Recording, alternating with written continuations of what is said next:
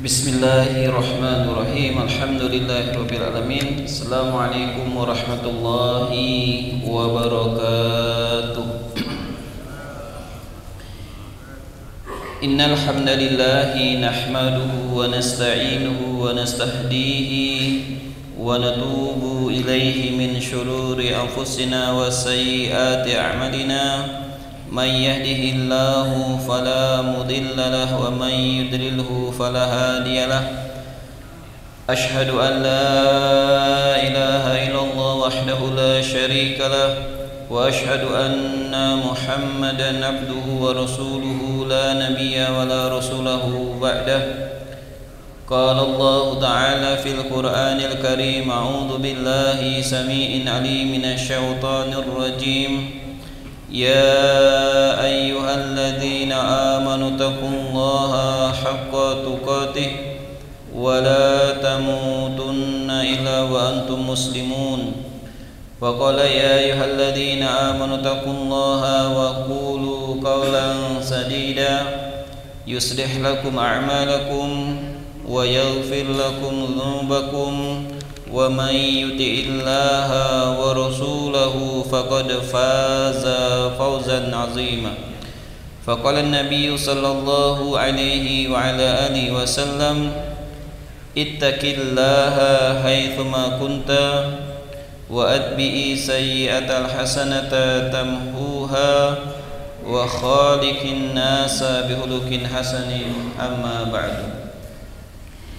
Kita bersyukur kepada Allah Subhanahu wa taala pada malam hari ini masih ditakdirkan oleh Allah Subhanahu wa taala untuk hadir di salah satu majlis yang Rasulullah sallallahu alaihi wasallam pernah bersabda, "Idza marartum, jika kalian melewati raudhah min riyadil jannah farta'u."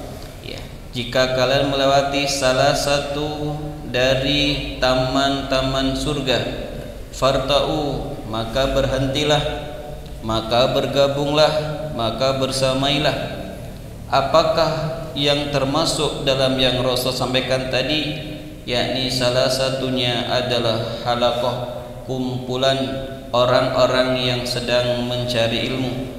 Semoga Allah senantiasa mengkaruniakan keistiqomahan kepada diri kita, kebaikan pada kehidupan dan penghidupan kita, sehingga hidup di dunia yang sementara ini bisa kita maksimalkan untuk berbuat kebaikan dan kebajikan, dan kelak husnul khatimah Allah Subhanahu wa taala karuniakan. Amin ya rabbal alamin. Salawat ring salam semoga senantiasa tercurahkan kepada Sayyidina Nabiyuna Muhammad sallallahu alaihi wa ala alihi wasallam, pada keluarga, sahabat tabi'in dan tabi'ut tabi'in, serta orang-orang yang senantiasa istiqamah menjalankan sunnah beliau hingga yaumil qiyamah. Bapak Ibu jamaah arsyadakum wa iyyakum, pertemuan yang ke-18 ini ternyata adalah pembahasan terakhir dari kitab Risalah Ayyuhal Walad, hatam Pak. Maka di flyer yang dibagikan doa terbaik yang bisa kita panjatkan. Karena para salafun shalih ketika mereka telah selesai melakukan satu kebaikan, mereka berkumpul diimami oleh salah satu dari orang yang memiliki kafaah ilmiah atau kebaikan secara zahir untuk melantunkan doa-doa, kemudian diaminkan oleh orang-orang yang mendengarkannya. Selesai hataman Al-Quran, ya, ada orang yang membaca doa kemudian mengaminkannya. Setelah seseorang melaksanakan sholat, maka boleh ada imam yang berdoa kemudian kita mengaminkannya. Ada orang-orang yang baru pulang dari haji, dari umroh, maka kita meminta doa kebaikan kepadanya, tabarukan mencari berkah karena mereka baru saja menunaikan satu kebaikan. Termasuk ketika di salah satu majlis di lelang kebaikan, saya mengambil 20 meter dari karpet yang ada dengan nilai sekian puluh juta. Itu Bapak boleh Pak doakan saya bertawasul dengan sedekah, dengan infak yang Bapak lakukan agar saya mendapatkan kebaikan di dunia dan di akhirat. Kemudian beliau mengatakan amin. Seperti itu hukumnya adalah boleh. Makanya Imam Hujjatul Islam Imam Al-Ghazali rahimahullah, beliau nasihat yang terakhir, ayyuhal waladu inni katabtu fi hadzal fasli multamasikan fayambagi laka an ta'mala biha. Wahai murid-muridku, aku telah menulis sekian nasihat yang itu bisa menjadi acuan untuk lurusnya kehidupan kalian. Fayambagi laka an ta'mala biha. Sudah seyogianya engkau mengamalkan setiap nasihat-nasihat yang aku telah berikan.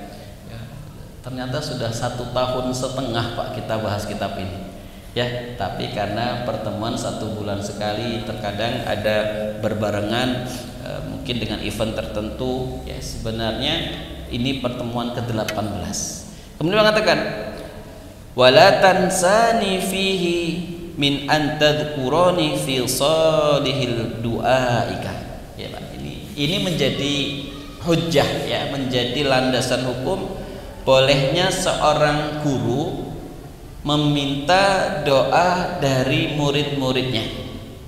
Ya, umumnya kan Ustadz doakan saya supaya ini, ya, Ustadz doakan saya supaya itu, ya. Nah, tapi dalam keadaan tertentu ketika seorang guru yakin bahwa muridnya ini dekat dengan kebaikan atau telah selesai menunaikan satu kebajikan, maka beliau mengatakan wala tansani fihi, ya, jangan pernah engkau melupakan aku, ya, ketika engkau melakukan perbuatan tersebut. Antadkuroni fi salihi du'aika. Kapan itu? Ketika engkau berdoa kebaikan atau engkau sedang berdoa pada doa yang terbaik, ya, engkau pernah lakukan. Wa amma du'a alladhi sa'alta minni fadlubhu min da'awati sihah. Maka seyogianya kalau Anda, kata beliau, meminta aku mendoakan kepadamu, ya, doakanlah setiap kebaikan-kebaikan yang bisa Anda kerjakan. Atau beliau mengatakan waqra hadzal du'a. Kemudian jika memang aku harus mengajari sebuah doa fi jami auqatika, di setiap waktu-waktu yang engkau miliki, khususon aqaba salawatika, wabil khusus, ya, seketika Anda selesai melaksanakan sholat yang pernah dilakukan, ya. Jadi beliau mengatakan tolong doakan saya. Saya ulangi, tolong doakan saya. Kapan itu? Pada doa terbaik yang bisa dipanjatkan. Setiap kita itu punya doa. Saya ulangi, setiap kita itu punya doa. Tapi kalau Anda, kata beliau, meminta saya untuk mengajari, ya udah enggak apa-apa. Ini saya ajari doa ini, tapi juga niatkan doa itu untuk Anda juga untuk saya. Nah, ini saya akan bacakan doanya Pak. Nanti, ya, silahkan diaminkan. Nanti kalau waktunya masih memungkinkan, ya, ada poin-poin dari doa yang akan coba kita jelaskan, ya. Jadi saya ulangi, doa itu setiap kita adalah boleh. Tapi doa yang warid, doa yang datang dari Rasul itu biasanya doanya lebih simpel. Rabbana atina fid dunya hasanah wa fil akhirati hasanah wa qina azabannar. Betul, ini adalah firman Allah di dalam surat Al-Baqarah berapa? Ayat 202 atau 203. Tapi sebenarnya jika itu dibaca untuk doa, itu coba Pak, maknanya begitu dalam sekali. Rabbana atina fid dunya hasanah. Ya Allah, berikan aku di dunia ini ya sesuatu atau kehidupan yang baik. Wa fil akhirati hasanah, dan juga di akhirat nanti ya berikan juga kami kehidupan yang baik. Wa qina adzabannar, ya. Kemudian jagalah kami dari siksa api neraka. Hujan tadi Pak, ya, atau nanti ketika kita pulang, atau besok subuh ketika kita bangun lebih awal, ketika kita bingung di waktu-waktu mustajab, doa apa yang harus saya baca, sudah orang yang menyebutnya doa sapu jagat. Dunia dapat, akhirat dapat, itu all in sudah. Daripada kita kadang menghafal nggak hafal-hafal juga, ya. Makanya di luar sholat, saya ulangi, di luar sholat terkadang doa menggunakan bahasa ibu kita, bahasa kita itu lebih bisa kita resapi, kecuali memang pada doa-doa khusus yang kita panjatkan. Coba Pak, doanya Rasulullah sederhana. Allahumma gfini bihalalika an haramika wa aghnini bifadlika amman siwaka.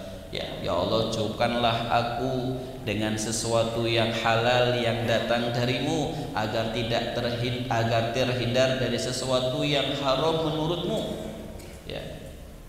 Wa aghnini bifadlika amman siwaka. Ya Allah, dengan keutamaan yang kau miliki, ya, jadikan aku memiliki sifat cukup kaya dengan orang-orang selain diriku. Karena orang hutang budi itu lebih sulit dibayar daripada uang dengan rupiah. Kalau uang rupiah 100.000, ya kan, pantunya gitu Pak, agar silaturahmi tidak putus, pinjam dulu 100. Itu kita mengulangkannya mudah. Tapi ketika kita dibantu tidak hanya dengan materi, tapi utang jasa yang kita miliki kepada orang lain, itu biasa lebih berat.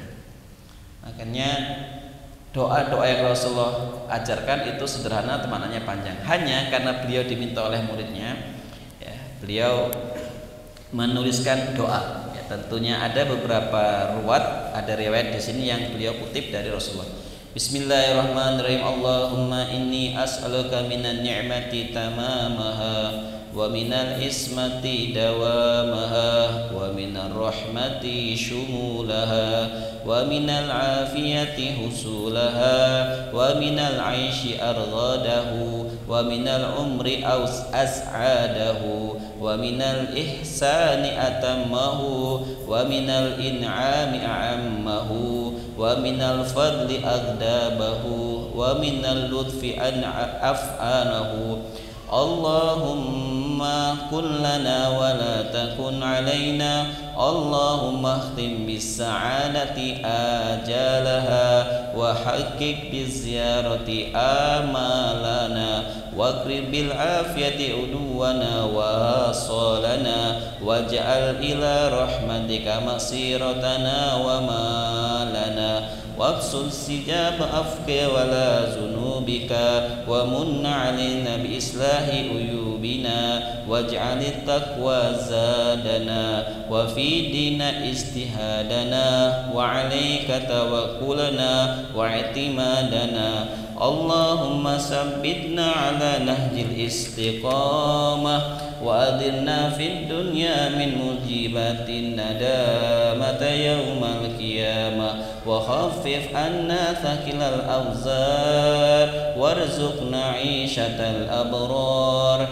waqfina ma ahamma fi hadhihi ad-dawar wa fi tilka ad-dar wasrif anna syarrul asrari qaidal fujjar waqtik riqabana wa riqaba abaina wa ummahatina wa ikhwanina wa akhawatina minan nar birahmatika ya azizu ya ghaffar ya karimu ya sattar ya khaliqul laili wan nahar خلصنا من الهم الدنيا وعذاب القبر والنار يا عالم يا جبار يا الله يا الله يا الله برحمتك يا أرحم الراحمين يا أول والأولين ويا آخر الآخرين يا ذو القوة المتين يا أرحم المساكين يا أرحم الراحمين لا إله إلا أنت سبحانك إني كنت من الظالمين وصلى الله على سيدنا محمد وآله وصحبه أجمعين والحمد لله رب العالمين. Jadi demikian yang beliau tulis, karena ketika beliau diminta doa oleh muridnya, beliau mengatakan setiap kalian punya doa. Tapi kalau memang saya harus menuliskannya, nih saya tuliskan, kemudian jangan lupa niatkan pula untuk kebaikan-kebaikan yang pernah sama-sama kita kerjakan.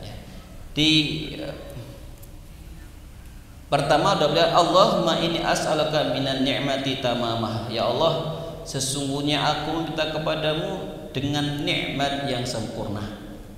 Ya. Rasulullah sallallahu alaihi wasallam ribuan tahun yang lalu telah mengajarkan sebuah doa ketika kita mendapatkan tamamun ni'mah. Tamamun ni'mah, yakni alhamdulillahilladzi bi ni'matihi tatimmus shalihat. Rasulullah mengajarkan tersebut sebagai bentuk bahwa setiap manusia itu pasti berpotensi selalu mendapatkan apa yang dia harapkan. Namun kemudian setiap manusia juga terkadang mendapati sesuatu yang tidak pernah dia inginkan. Makanya ada bab sabar, ada bab syukur. Bab sabar di saat kita mendapatkan sesuatu yang tidak pernah kita inginkan. Bapak, siapa yang ingin sakit? Bapak, siapa yang ingin rugi? Tidak ada. Tapi kemudian di balik musibah itu, Masya Allah, tabarakallah, terkadang ada jalan untuk rizki hamba yang lain. Ya, keluarga kita diopnam di salah satu rumah sakit, itu jalan rezeki untuk para medis sehingga mereka mendapatkan jalan rezeki yang ada. Terbayang tidak Pak, kalau Allah menciptakan, saya menciptakan seluruh manusia, tidak akan ada sakit, tidak akan ada kesulitan. Ya mungkin banyak orang-orang sulit mendapatkan pekerjaan jika dia memiliki gelar dokter. Sampai ya kegalauan yang dimiliki, ada masalah yang berat harus dihadapi, butuh seorang psikiater yang harus membantu mereka mengeluarkan masalah yang ada. Jadi sebenarnya Allahumma inni as'aluka minan ni'mati tamamaha, agar kita semakin pandai untuk bersyukur, agar kita selalu merasa bahwa Allah itu tidak pernah salah menetapkan takdir.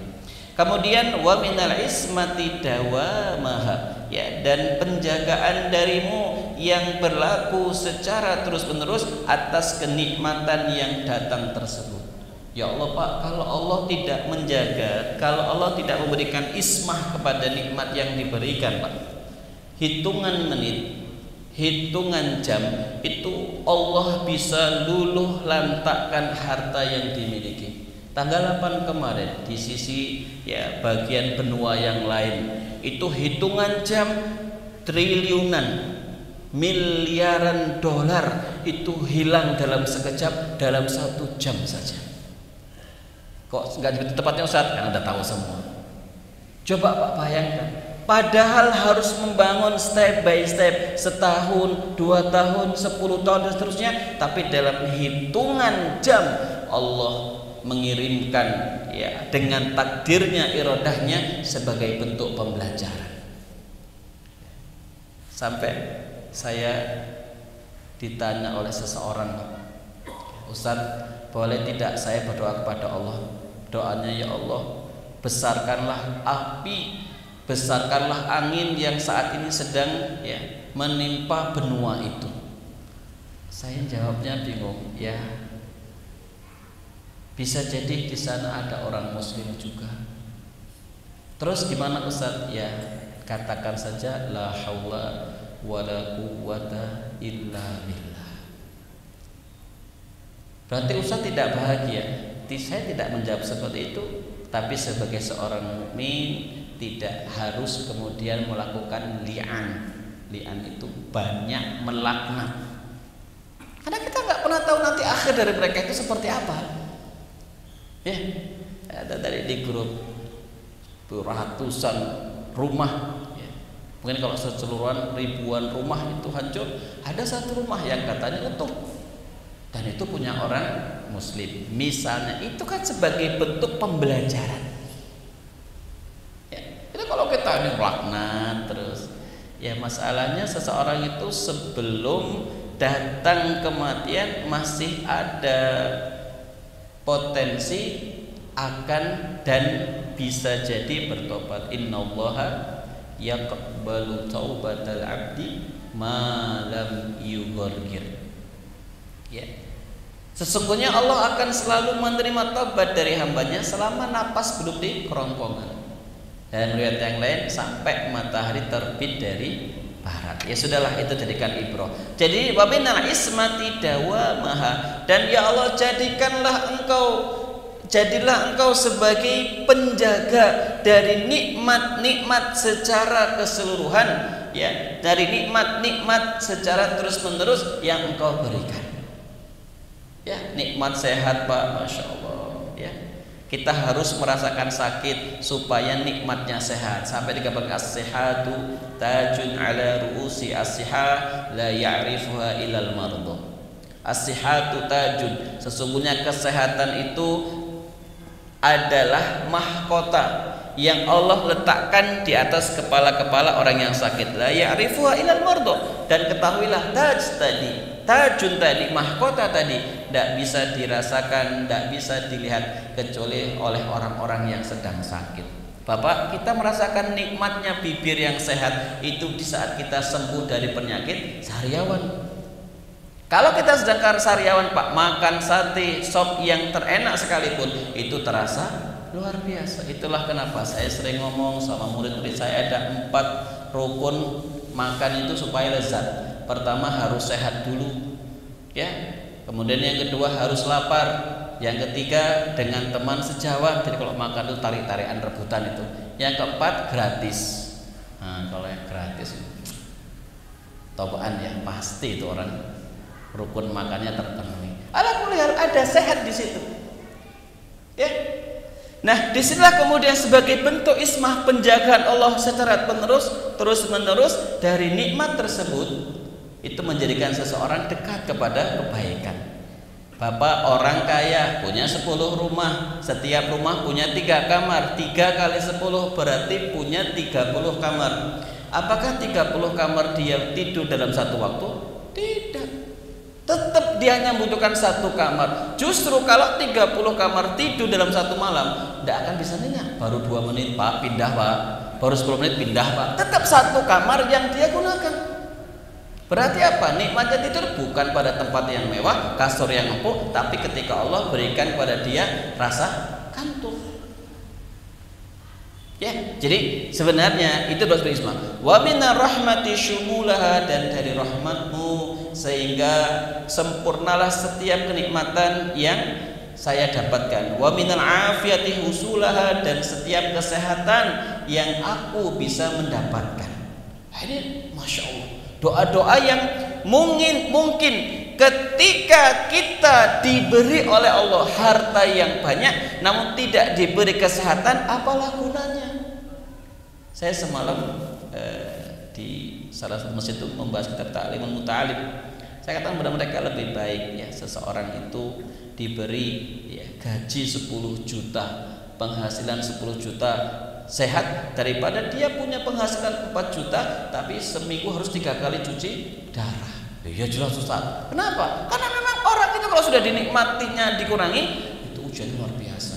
Saya ada kenalan orang yang ya, Nauzubillah min dzalik. Semoga Allah memberikan kepada kita, menghindarkan kita dari ada penyakit itu, dan memberikan kepada saudara kita yang diuji itu dengan kesabaran, dan semoga bisa sembuh. 1 minggu itu sampai 2 kali cuci darah. Terlambat saja 1 jam, harusnya jam 9 dia datang, dia mungkin bannya bocor setengah 10, itu biru semua tubuhnya. Ya. Jadi maknanya apa? Terkadang orang itu menyepelekan sehat, ketika sehat tidak digunakan untuk kebaikan. Ya, jadi itulah kenapa para ulama mendefinisikan rasa syukur itu apa? Tasrifun ni'am ala muridi mu'tih. Ketika orang mentasrif, menggunakan setiap nikmat yang Allah karuniakan berdasarkan apa yang Allah Subhanahu wa taala kehendaki. Salatlah meskipun kita tidak khusyuk. Salatlah meskipun hanya mampu 3 kali berjamaah di masjid. Salatlah meskipun zuhurnya 2:30, yang penting salat dulu. Ada sebuah diskusi indah Pak, salah seorang tabi'ut tabi'in ketika ditanya oleh muridnya, karena ulama tabi'ut tabi'in atau tabi'in ini punya hikmah yang luar biasa. Kemudian muridnya ini karena bertobat menemui gurunya, wahai guru, saya ini sholat, tapi ketika Allahu Akbar saya khusyuk, tapi di saat Hu Akbar itu selesai saya lafadzkan, di saat itu tajawwala itu pikiran saya itu muter-muter nyari sesuatu yang seharusnya tidak saya cari, mengingat sesuatu yang seharusnya tidak saya ingat. Muridnya ini tanya, wahai guru, sah tidak sholat saya? Apa nasihat Anda kepada saya? Ini kalau yang ditanya orang yang mungkin agak-agak kurang pemahamannya, nggak sah kamu sholat karena nggak khusyuk, percuma sholat, lebih baik tidak usah sholat. La haula wala quwwata. Perhatikan Pak, beliau menepuk bahu. Ya bunai, wahai anakku, tetaplah kamu sholat, karena tidak ada karunia yang lebih agung kecuali di saat hamba-hamba Allah itu sujud, kamu termasuk di barisan mereka walaupun tidak khusyuk. Itulah kenapa kalimat ini termasuk salah satu istidlal dari banyak ulama, bahwa dalam kondisi, mohon maaf, bapak bajunya bernajis, celananya bernajis, berada di dalam bis, sementara pakaian bersihnya di koper, di bagasi, nggak bisa diambil. Sementara bapak tahu kalau nunggu pakai pakaian bersih, bapak sudah kehilangan sholat subuh. Dalam kondisi seperti ini, bapak tetap harus sholat dalam kondisi pakaian bernajis, lihurmati waktu sholat, sebagai bentuk penghargaan, menghormati datangnya waktu sholat. Nanti sampai full jam 7:30, jam 7 bersih-bersih, ganti pakaian, sholat subuh dengan diqodho. Karena gak mungkin juga kita di tol bilang, "Bir, saya mau pakai ganti baju nih, Bir. Kalau enggak turun, saya yang turun. Kalau enggak berhenti, saya yang turun." Ya turun beneran dia. Mana di tol Cipali lagi kan sepi. Jadi ketika seperti itu, maka fikih itu harus dipelajari agar apa? Agar kita mendapatkan kemudahan. Jadi sehatnya itu masya Allah ya. Kemudian wa minal umri as'adahu, dan dari umur, ya Allah, aku meminta kepadamu setiap umur yang engkau berikan menghasilkan, memberikan kepada kehidupan saya kebahagiaan. Bahagia Pak, diberi amanah harta yang banyak, bahagia karena dia bisa berbagi.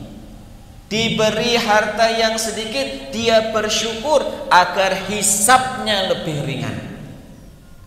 Kenapa Pak orang itu hasad? Kenapa Pak orang begitu mudah mengatakan kamu sombong, kamu sombong, kamu sombong? Karena dia punya hajat kepada makhluk. Di saat makhluk tidak bisa memberikan apa yang diharapkan, dia katakan dia itu bakhil. Kenapa? Dia ingin hutang 2 juta tapi nggak dikasih. Coba kalau tidak ada ikatan dan terikatan seperti itu, dia tidak akan pernah mengatakan orang lain itu bakhil. Kenapa orang itu mengatakan dia sombong? Karena dia menginginkan pengharapan cinta yang seharusnya dia balas, kesenangan yang harusnya dia terima tidak diberi, sehingga dia mengatakan dia itu ya sombong betul. Kenapa? Ketemu saya kok tak assalamualaikum tidak mau menjawab. Padahal kewajiban kita ketika sunnahnya kita memulai salam. Adapun bagi yang mendengar salam tersebut hukumnya wajib. Kalau nggak mau, ya kita berbaik sangka. Mungkin tidak dengar Ustaz masih normal. Mungkin pakai earphone, dia sedang menekan tausiah. Enggak Ustaz, nggak pakai. Oh mungkin motornya knalpotnya dibobok. Pakai mobil Ustaz. Terus seperti itu sampai 70 alasan. Kok ada jawabannya? Oh mungkin ke 71 yang saya tidak tahu alasan. Orang itu kalau memang betul-betul hidupnya hanya bergantung kepada Allah, ya dia akan bahagia. Nah jadi wa minal umri as'adahu, ya Allah aku meminta kepadamu dari umur yang aku bisa bahagia dengannya. Diberi harta banyak bersyukur, diberi rezeki yang cukup, yang sedikit dia juga bersabar. Ya, jadi kalau Allah itu kan menurut Rasulullah SAW, manusia itu kan dibagi menjadi 4 ya Pak. Ya, Allah beri ilmu, Allah beri harta. Orang yang paling baik ini alim, faqih, zahid, kemudian asriya, ghani. Ya, ini luar biasa ini. Sahabat Abdurrahman bin Auf, ya, Utsman bin Affan. Kalau di kalangan setelahnya Abdullah bin Mubarak, ya. Kemudian Imam Abu Hanifah dan seterusnya. Yang kedua, ada orang yang diberi ilmu saja tapi tidak diberi harta yang berlimpah. Ini kebanyakan kaum muslimin. Maka harus bersyukur. Makanya semalam di kitab Ta'limul Muta'alim itu ada orang yang Allah karuniakan, ya, dzu akli, akal yang kuat tapi tidak diberi kekuatan dari sisi hartanya. Kenapa? Karena Allah ingin memberikan kebaikan pada ilmu, tidak disibukkan pada harta yang dia miliki. Tapi di sisi lain juga ada orang diberi harta yang ketiga tidak diberi ilmu, dia gunakan untuk kemaksiatan. Ya, jadi dunia betul-betul dibukakan, dunia betul-betul dimudahkan sampai kemudian dia lupa daratan. Yang apes itu Pak, yang nomor 4, nggak diberi ilmu, nggak diberi harta, tapi niat seperti orang yang ketiga. Saya itu pingin melakukan kemaksiatan, sayang duitnya nggak ada. Kalau ada, nah gitu Pak.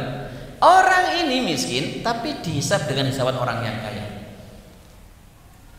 Ya, jadi terkadang, mohon maaf, kekurangan harta itu barokah tertentu untuk orang lain. Tapi ada orang kalau kekurangan harta dia tidak istiqomah. Makanya Allah itu maha hebat ya. Saya ulangi, Allah itu maha hebat. Ini tahu ini kasih ilmu, kasih harta mesti istiqomah. Ada orang tertentu kalau dikasih harta amburadul hidupnya. Ya, jadi ya sudah, alhamdulillah ya ala kulli hal, alhamdulillah. Tapi wa minal ihsani atamau, ya Allah, aku minta kepadamu kebaikan yang disempurnakan. Ya, wa minal fadli agdabahu wa minal lutfi anfa'u dan seterusnya. Jadi ini sebuah permintaan ya yang luar biasa. Allahumma kun lana wa la takun alaina. Ya Allah, jadikanlah kenikmatan itu kebaikan untuk diriku, bukan hujahmu atas diriku. Jadi Masya Allah ya. Kadang-kadang kalau kita mau merenung Pak, bagaimana mungkin ya kita itu mau mengeluh kalau seekor ular yang buta, mereka tinggal di lubang itu berada di ya, padang pasir yang begitu luas, itu Allah jamin rizkinya, tidak mungkin mati kecuali setelah Allah penuhi jatah rizkinya. Lalu bagaimana dengan kita yang lulus SMA, bahkan tidak sedikit yang S1, S2 dan seterusnya, tapi terkadang kita masih ragu dengan rizki yang begitu mudah untuk Allah berikan. Jadi jangan sampai ya Pak, ya amanah kita, ya harta kita itu menjadi hujah Allah untuk kita, tapi jadikan harta itu sebagai bentuk pendekat kita kepada Allah. Bapak Pak, kalau emang ditakdirkan kaya Pak, ya tetap akan kaya. Sedekah sebanyak apapun tetap akan kaya. Ada orang dari kalangan ulama itu yang dia ngomong ketika duduk di masjid itu, saya kok hidupnya ini pingin loh mengamalkan bab sabar, karena selama ini selalu bersyukur ya. Mau enggak ya supaya kamu dihitung dengan bab sabar? Gimana caranya? Besok kan Sultan mau sholat di masjid kita ya, kamu duduk di bagian sisi depan. Nah kan kalau pas sholat mesti Sultan meletakkan tasnya itu ya, mahkotanya atau yang sebenarnya dengannya. Pas dia make jalan mau keluar, pukul mahkotanya, tak jamin kamu di penjara, nanti bisa mengamalkan bab sabar. Nah ini masukan dari temennya, masuk akal juga, karena orang ini selalu hidupnya diberi harta, sedekah semakin banyak ya, diberi keamanan kemudian ditunaikan malah justru semakin meningkat. Jadi pinginlah sesekali merasakan bagaimana hidup itu sulit. Oke, singkat cerita datang hari Jumat, betul Pak, selesai sholat dipukul kepalanya ya raja ini sampai tasnya itu jatuh. Dipeganglah dua orang, kalau kita bodyguard ya, penjaga, dia mengatakan alhamdulillah ya Allah, akhirnya aku bisa mengamalkan ayat-ayat sabar. Kenapa harus di penjara? Ternyata rajanya ngomong, dakhu, lepaskan dia. Di ya, tas saya, di mahkota saya ada akrab. Ya, akrab itu apa Pak? Kalajengking. Untung dipukul dia. Kalau enggak saya mati, kasih dia 1000 dinar. Itu malah kaya lagi, ditambah 4,5 kilo lebih ya emas. Orang itu kalau memang balungan kaya Pak, mbok yo selonjor santai, selonjor itu ya lurus kayak gini, ya waktunya kaya dia kaya. Ada orang kerja bedas, kerjanya pagi sampai sore sampai malam sampai pagi, ya gitu-gitu aja, bingung apa ngurusi angsuran yang tidak selesai. Maknanya apa? Rizki itu sudah ditakar, tapi kebarokahan harus diusahakan. Ya hanya malah saya tambah kaya ini, dibagi-bagi Pak harta itu Pak. Lah kok dibagi-bagi harta tahu malah ditambah lagi. Nggak jadi miskin, nggak jadi mengamalkan bab sabar. Ya sudah, kalau Bapak memang sedekahnya banyak, pemberinya banyak, kok tetap kaya, enggak apa-apa. Memang ada orang tertentu Allah kasih harta ya, meskipun mohon maaf ilmunya tidak terlalu banyak, tapi dia tahu, punya ulama, punya ustadz, punya kiai yang bisa dia tanyakan. Allahumma tim bisa'adati ajalana wa haqiq bi ziyarati amalana. Ya Allah, tutuplah ya, matikanlah hidupku bisa ada dengan kebahagiaan. Salah satu ya tanda seseorang itu meninggal dalam keadaan husnul khotimah dari ya sekian, saya ulangi, dari sekian tanda itu setelah dia melakukan kebaikan.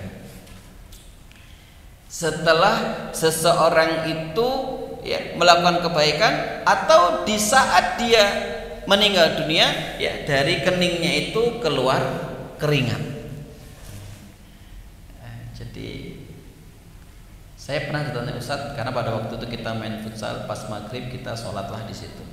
Ada Ustadz, saya ketika membuat SW itu dikritik teman saya ya, keringat itu najis, kenapa untuk sholat? Kok bisa keringat najis? Kalau memang keringat najis, ya berarti ketika kita kerja harus bawa ganti yang banyak itu. Yang kedua, dalam hadis yang sahih Ibnu Ibn atau Abu Dawud, sahabat ketika melihat Rasulullah mengeluarkan keringat di saat tidurnya, ya dikumpulkan Pak ya, karena tidak ada parfum yang mengalahkan ya baunya keringat Rasulullah. Bukan keringat kita ya Pak, keringatnya Rasulullah. Yang ketiga, Rasulullah menggambarkan kematian orang mukmin husnul khotimah itu ditandai dengan keluarnya keringat. Bagaimana mungkin kalau keringat itu najis tapi itu menjadi tanda kebaikan dari ikhtitamnya seseorang, kematiannya seseorang.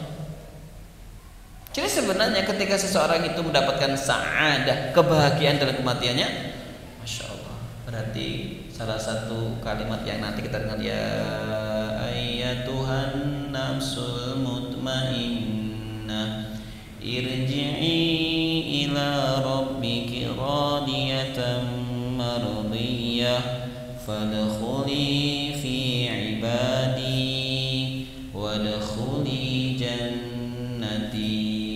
Ya, itulah ucapan yang kita dengarkan insyaallah ketika kita menggunakan setiap nikmat yang Allah berikan untuk dalam rangka ya melakukan ketaatan kepadanya. Kemudian waj'al ila rahmatika masirana wa ma'alina wasbub izhabi afi ala dzunubina. Ya Allah, jadikan rahmatmu senantiasa engkau karuniakan kepadaku sepanjang hidup, dan jadikan rahmatmu sebagai bentuk ya melebur dzunubin ala dzunubina, melebur setiap dosa-dosa yang pernah kami lakukan ya.